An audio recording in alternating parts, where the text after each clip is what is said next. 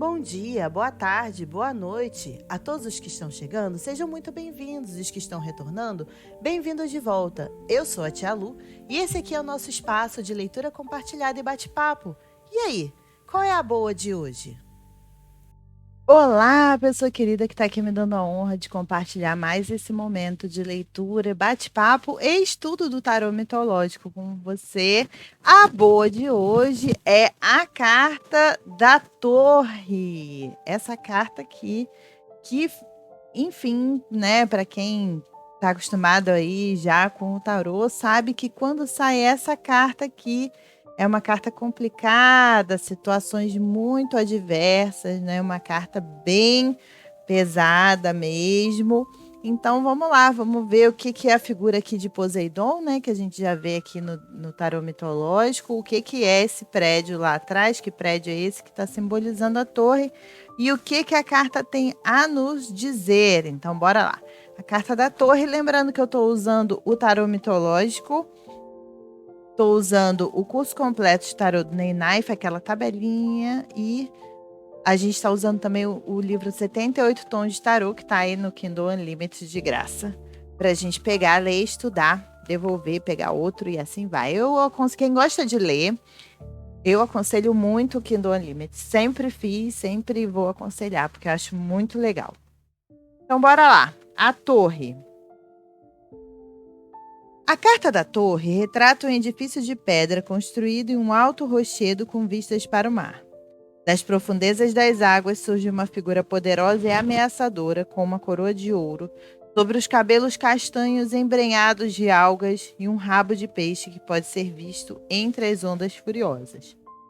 Ela aponta o seu tridente ao edifício que é atingido por um raio e fendido. O mar espuma e o céu é preto e ameaçador, iluminado pelos relâmpagos de uma tempestade. O tridente é o atributo de poder de Poseidon, que reflete a meia-lua crescente, ligando ao domínio dos instintos e da noite. O surgimento do deus do mar sugere uma poderosa força instintual emergindo do inconsciente, mais forte do que os esforços da vontade de reprimi-la. Apesar de Poseidon ser um deus da terra, ele é retratado com um rabo de peixe. Isso liga as criaturas de sangue frio, bem diferente das criaturas humanas que de sangue quente e que pertencem ao mundo arcaico dos instintos. Aqui podemos ver o famoso labirinto do rei Minos, né? Onde morava o Minotauro. Era nesse labirinto que tinha o Minotauro, que foi atingido por um terremoto quando o irado deus Poseidon emergiu das águas para derrubar o seu domínio. Na mitologia, Minos era rico e poderoso rei de Creta.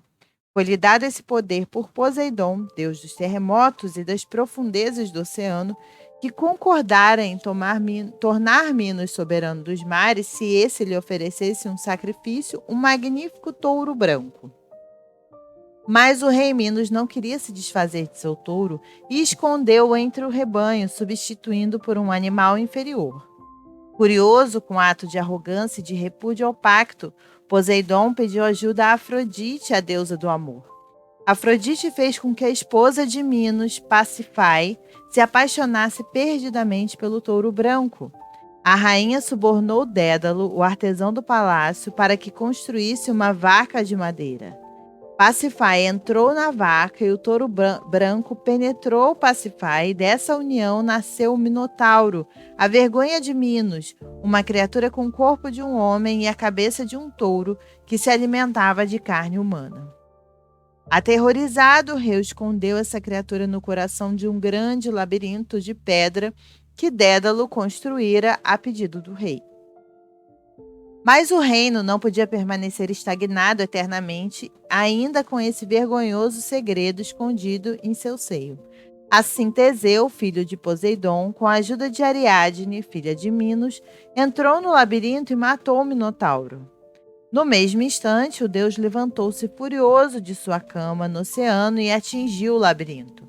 A construção foi reduzida em entulho pelo terremoto, enterrando o rei Minos junto ao corpo do Minotauro, e os escravos que eram mantidos sob o poder de Minos foram imediatamente libertados. Teseu foi proclamado rei de Creta, uma nova era foi inaugurada e o labirinto nunca mais foi erguido. No sentido interior, a torre atingida por Poseidon é uma imagem do colapso dos velhos métodos. A torre é a única estrutura construída pelo homem nos arcanos maiores e, portanto, é uma representação das estruturas interna e externa que construímos, como Minos em defesa contra a vida e como esconderijo para ocultar das outras pessoas o nosso lado menos agradável. De várias formas, a torre é uma imagem das fachadas socialmente aceitas que adotamos para esconder o nosso animal interior. Então usamos as nossas profissões, as nossas boas credenciais, as nossas associações com instituições e companhias respeitáveis, as nossas atitudes sociais cuidadosamente elaboradas, os nossos sorrisos educados e os nossos intercâmbios mais diplomáticos, as nossas aparências mais inspiradas e as nossas morais familiares mais rígidas para ocultar aquele segredo vergonhoso que na carta do diabo aguarda pelo louco no submundo. A torre é uma estrutura de valores falsos ou superados, de atitudes para com a vida que não emergem de todo o ser, mas são papéis que, como em uma peça de teatro, representamos para impressionar a audiência. Da mesma forma, a torre também representa as estruturas que construímos no mundo externo para incorporar o nosso eu incompleto. Assim, quando o louco confronta o grande Deus Pan em nosso labirinto interior, ele é transformado pelo encontro. Ele se torna humilde, mais completo e mais real. Inevitavelmente, essa transformação resultará em mudanças que afetarão a vida exterior. Da mesma maneira que as nossas atitudes são alteradas por qualquer encontro com o que está no subconsciente, também os estilos de vida que escolhemos são alterados. Um dos motivos de tantas pessoas temerem esse processo de olhar interiormente é que elas apenas vislumbram que, quando havendo descoberto a própria natureza real, não podem mais fingir aos olhos do mundo. O encontro honesto com o diabo provoca uma profunda integridade interior e, assim, a torre, o edifício que representa os valores do passado, deve cair. O louco percebe as maneiras pelas quais ele traiu o seu eu essencial e o choque é semelhante ao tridente de Poseidon atingindo o labirinto. Derruba as defesas e liberta as nossas partes que haviam sido escravizadas. De muitas maneiras, o Minotauro é como o diabo, porque ambos representam um segredo animal ligado ao corpo e aos vergonhosos sentimentos sexuais que devem ser escondidos, até de nós mesmos, se quisermos nos mostrar inocentes e íntegros aos olhos da sociedade. No sentido divinatório, quando a torre aparece em uma abertura de cartas, prevê a derrubada de formas existentes. Essa carta, como as cartas da morte e do diabo, depende muito da atitude do indivíduo com relação a quanto lhe é difícil e penoso lidar com ela. É claro que é mais criativo perguntarmos-nos em que ponto estamos restritos e presos a uma falsa persona ou autoimagem, porque o desejo de romper com essas estruturas irreais pode evitar muita angústia e dor. Mas parece que a torre cairá de qualquer maneira, independentemente de nossa vontade, não por causa de alguma maliciosa fatalidade externa, mas porque algo no indivíduo atingiu um ponto insuportável e não pode mais viver assim, confinado. Então essa é a explicação aqui dada pelo livro do Tarô Mitológico. Então agora vamos ver Ney Knife, o que ele nos diz.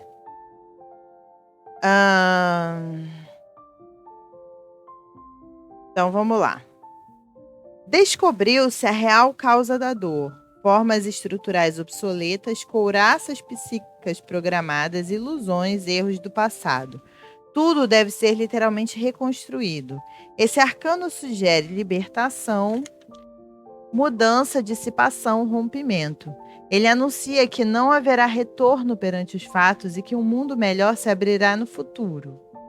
Para o melhor entendimento, pesquise ruptura, dor, desespero, obsessão. Advertência: perdoar a si e aos outros, ter fé e rever a nova vida, e aconselha a fazer todas as mudanças, romper definitivamente com o passado. Aqui na nossa tabelinha a gente tinha uma coisa muito forte com essa carta. Era tipo destruição. Aí tinha uma observação assim: a pior carta do tarô. Faça uma oração, peça orientação e reexamine o jogo. Pode ser obra se a situação envolve o assunto, mas fora isso é uma carta de destruição, como a gente viu aí também nos outros aspectos.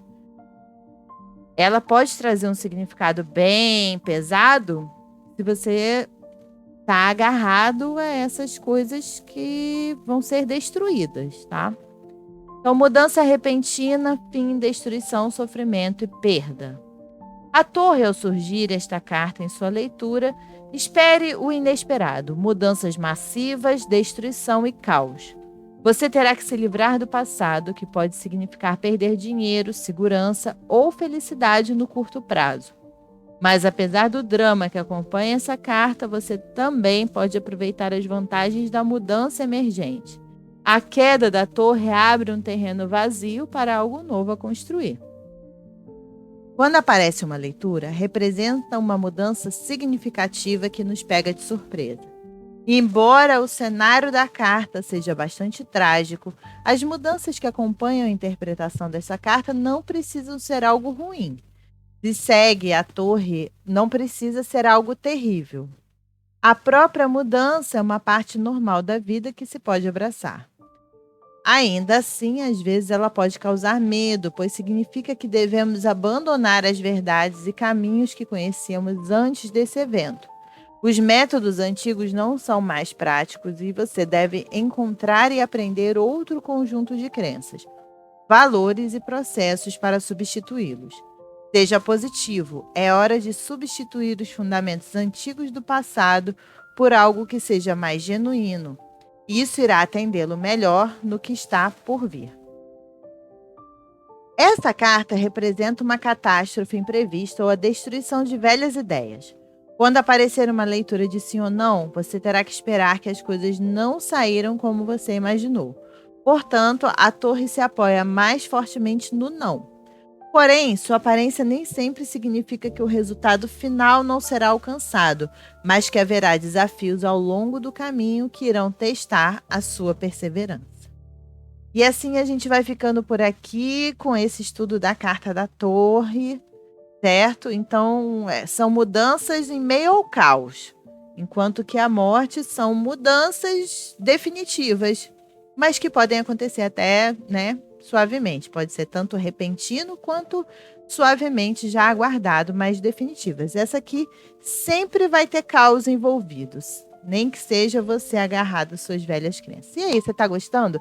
Deixa o seu like, isso ajuda muito, muito mesmo a incentivar o projeto aqui dentro do YouTube. Compartilhe esse vídeo com seus amigos, se inscreve aqui no canal, a gente está caminhando aí para os 500 inscritos, eu estou bastante feliz com isso. Aqui embaixo tem os links das minhas redes sociais, Twitter e Instagram, e aqui em cima tem uma playlist com todos os trechos já lidos de O Tarô Mitológico, todas as cartas já estudadas pela gente, tá bom? Espero que vocês fiquem bem, muito obrigada pela sua companhia, a gente se vê no próximo vídeo, um beijo e tchau!